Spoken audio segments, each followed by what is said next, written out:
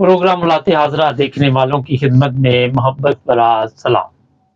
ناظرین، P T I کے لوگوں کے خلاف ایک ایسا خطرناک منصوبہ اس وقت کام کر رہا ہے کہ ان کے گھروں میں یہ پولیس فوج جاتی ہے اور وہاں پہ تشدد کے علاوہ گھروں کی چیزیں اٹھا کے لے کے جا رہی ہیں۔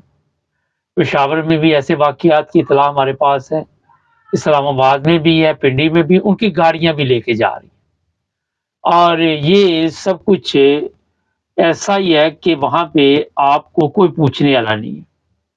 اس کے بعد جب پولیس والے ان لوگوں کو پکڑ کے لے آتے ہیں تو پھر وہاں پہ ان کے ساتھ یہ سلوک ہوتا ہے کہ اگر آپ پہ تشدد نہیں کرنا تو آپ کو اتنے پیسے دینے پڑیں گے، اگر آپ کو گھر کا کھانا چاہیے تو آپ کو اتنے پیسے دینے پڑیں گے، اگر گھر کا بستر چاہیے تو اتنے پیسے دینے پڑیں گے، اور پھر ملاقات کرنی ہے تو اتنے پیسے دینے پڑیں گے۔ پولیس والوں نے اس وقت پورے پی ٹی آئی کے لوگوں کے ناک میں دم کیا ہوا ہے، اور یہ سب کچھ جو کچھ بھی ہو رہا ہے اس کا جو ذمہ دار ہے وہ ایک ہی بندہ بتایا جا رہا ہے، اور اس کا آپ کو بتایا۔ رانا ثناء اللہ کو کھلی چھٹی دی گئی ہے طاقتور لوگوں کی طرف سے کہ آپ نے جتنا ظلم آپ کر سکتے ہیں ان لوگوں کے اوپر کرو۔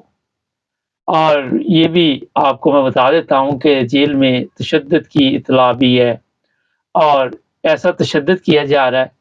کچھ تصویریں سوشل میڈیا پہ دوبارہ نظر آئی ہیں جو کہ آپ کو اگر ہم دکھا دیں تو آپ بھی میرا خیال ہے کہ سوچ میں پڑ جائیں کہ یہ ہمارا ملک ہے یا کوئی دشمن ملک ہے، یا دشمن ملک کے یہ محافظ ہیں، یا دشمن ملک کی پولیس ہے، یا جن لوگوں سے بھی رینجرز نے بھی آج کراچی میں شدید تشدد کیا۔ ایسی تصویریں بھی اس وقت سوشل میڈیا پہ چل رہی ہیں۔ رینجرز نے جماعت اسلامی کے لوگوں پہ تشدد کیا اور انہوں نے احتجاج کیا کہ یہاں پہ جو کچھ بھی ہوا ہے دھاندلی کے ذریعے ہوا ہے، جس طرح پنجاب میں دوسرے ایریے جتنے بھی ہیں وہاں پہ جو گورنمنٹ بھی بنی وہ آپ سب کے علم میں ہے کہ زبردستی کی گورنمنٹ ہے۔ یہ تاریخ ایک دفعہ پھر اسی طرف جا رہی ہے کہ سودے بازی ہو رہی ہے کہ سندھ ہمیں دے دے اور باقی آپ کے پاس ہے، اور سندھ میں ہم جو مرضی کرتے تھے، دندراتے پھرے، ڈاکو راج ہے وہاں پہ۔ اور یہ میں آپ کو بتا دیتا ہوں کہ آج کل سندھ میں جو پہلے ہمارے آئی ایس پی آر تھے وہ وہاں پہ موجود ہیں، اور ان کی نگرانی میں یہ ظلم کروایا جا رہا ہے پولیس کے ذریعے، رینجرز کے ذریعے۔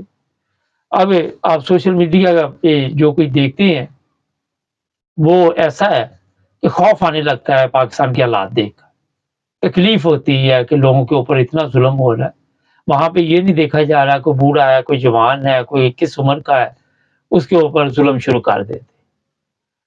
آج آپ کو یہ بھی میں بتا دیتا ہوں کہ جو بالکل قریبی ساتھی ہیں پی ٹی آئی میں عمران خان کے، ان کے گھروں سے بھی گاڑیاں اٹھا لی گئی ہیں، ان کے اوپر تشدد بھی کیا گیا، ان کی خواتین سے بھی بدتمیزی کی جا رہی ہے، اور اس کی بارہا دفعہ اطلاع دی جا رہی ہے۔ پرویز الہی کی بیگم بھی اس وقت سوشل میڈیا پہ آ چکی ہے، اس کو بھی دھمکیاں دی جا رہی ہیں کہ پرویز الہی کو کہو کہ پریس کانفرنس کرے اور اپنی جان چھڑا لے۔ محسن نقوی کو استعمال کیا جا رہا ہے۔ وہ طاقتور لوگ ان لوگوں کو آپ کے علم میں ہے جو بھی استعمال کر رہے ہیں، یہ ان کے سامنے مجبور ہے۔ اگر یہ سب کچھ شیئر نہیں کریں گے تو ایسی دلدل میں یہ پھنس چکے ہیں کہ کل کو ان کی خواتین کے ساتھ بھی یہی سلوک وہ طاقتور لوگ کر سکتے ہیں۔ یہ خوف پیدا کیا گیا، یہ صرف پی ٹی آئی اس وقت تو ہے اس مسئلے کا شکار، مگر آنے والے دنوں میں یہ چوروں کا ٹولہ بھی انہی کے قابو میں آئے گا، اور ان کے ساتھ ان سے بھی زیادہ ظلم کیا جائے گا، کیونکہ یہ میسج ان لوگوں کے لیے بھی جن کے ذریعے ظلم کیا جا رہا ہے۔ جب ان پہ کیا جائے گا تو پھر میسج دیا جائے گا جہاں آپ بھی تو یہی کچھ کرتے رہے ہیں۔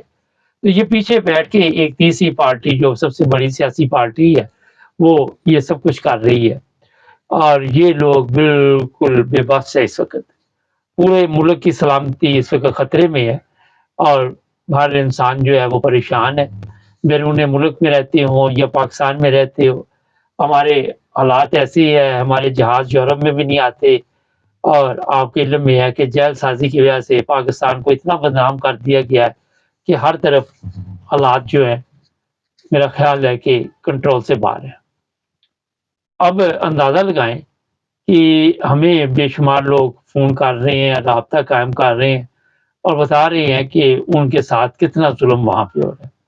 मैंने आज से यही किया है, पीछे हमने नंबर छोड़ दिया है। अगर किसी ने अपने वाक़यात कहीं से भी शेयर करने हों, आपका नाम हम नहीं बताएँगे।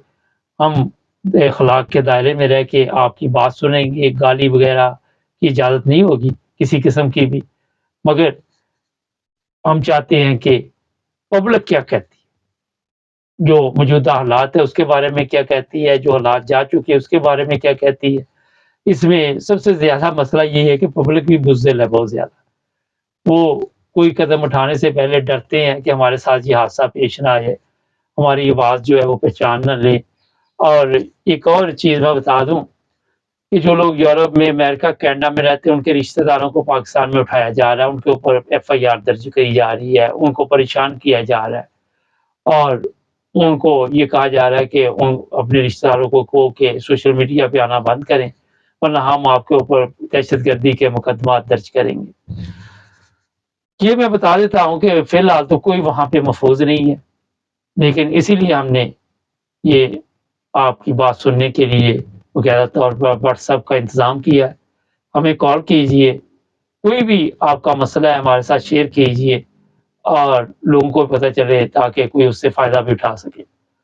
ये जो नंबर है व्हाट्सएप, इस पे सिर्फ़ बातचीत कर सकते हैं, पैसे माँगने वाला ये नंबर नहीं है क्योंकि पाकिस्तान में अब मुझे क्योंकि पहले हमने ये लाइन चलाई हुई थी, तो माँगने वाले इतने हो गए थे कि हमें वो फिर बंद करना पड़ा।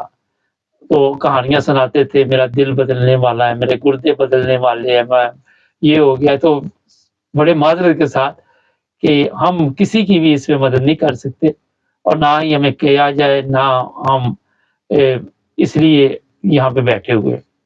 क्योंकि जब हमने ये चेक किया था लास्ट टाइम, तो उसमें से 99% लोग जो थे वो झूठ थे, फ़रेब थे, वो सिर्फ़ कहानी सुना रहे थे और मैंने उनको पकड़ भी लिया, लेकिन उन्होंने हमारे साथ भी फिर धोखा किया।